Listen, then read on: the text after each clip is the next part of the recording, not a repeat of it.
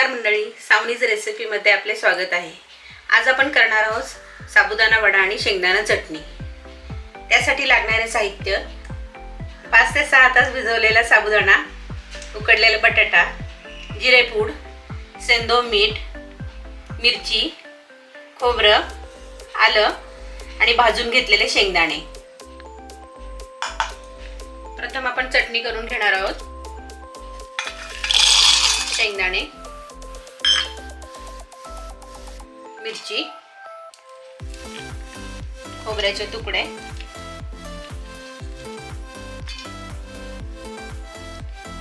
आलं, चवीनुसार मीठ।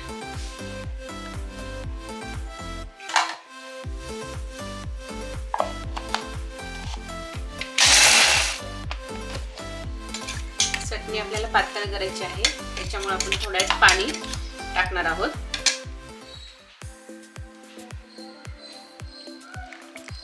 साधारणतः मी 1 पेला पाणी टाकलेलं आहे।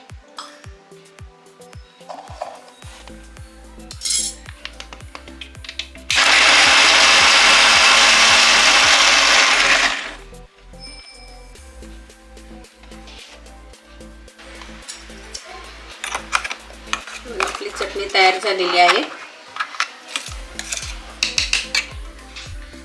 साबुदाणा वडा तयार करण्यासाठी आपण शेंगदाणे आणि मिरचीचं वाटण करून घेणार आहोत।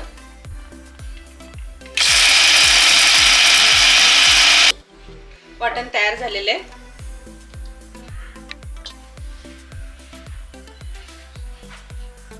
आता आपण साबुदाणे वडे तयार करायला घेऊया। भिजवलेले साबुदाणा,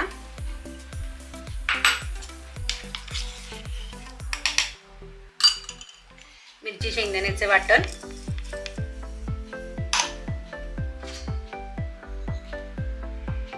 अर्धा चमचा जिरे पावडर,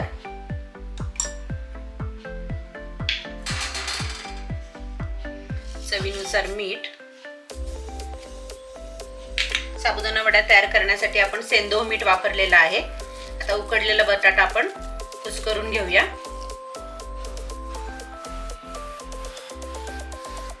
मिश्रण एकजीव आता करून घेतलेले आपण आता वडे तयार करायला घेऊया। वडे तयार करताना थोडं आपण हाताला पाणी लावून घ्यायचं आहे,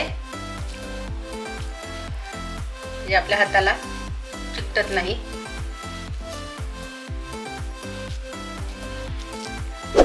मंडळी, आपण आमच्या चॅनलला नवीन असाल तर आमच्या चॅनलला सबस्क्राईब करा आणि नवनवीन व्हिडिओ पाहण्यासाठी बेल आयकॉनला प्रेस करा।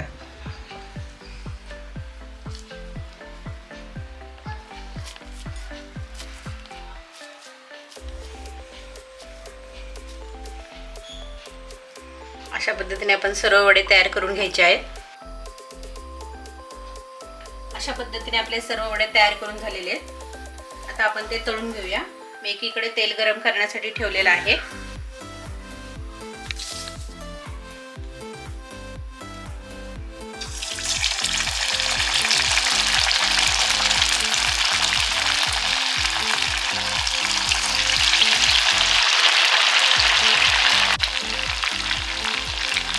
वडे तळताना गॅस हा मध्यम ठेवायचा आहे, एकदम जास्त मोठा पण नाही करायचा आहे, कारण की आतमधलं पण स्ट्रक्चर शेकलं पाहिजे।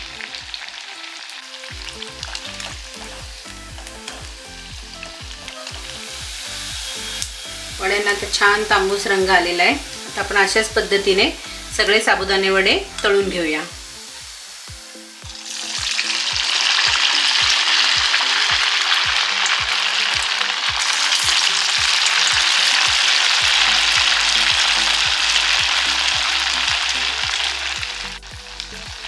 साबुदाणे वडे तेलात टाकल्यानंतर लगेच हलवू नये, थोड्या वेळाने ते हलवावे, कारण लगेच हलवलं तर ते तुटण्याची शक्यता असते।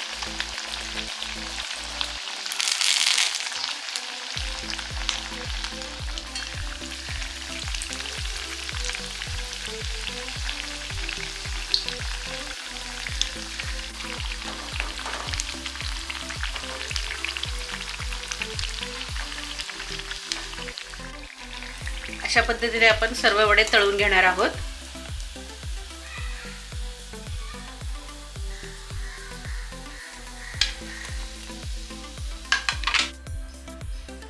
मंडळी, आमची ही रेसिपी कशी वाटली हे नक्की कमेंट्स करून कळवा.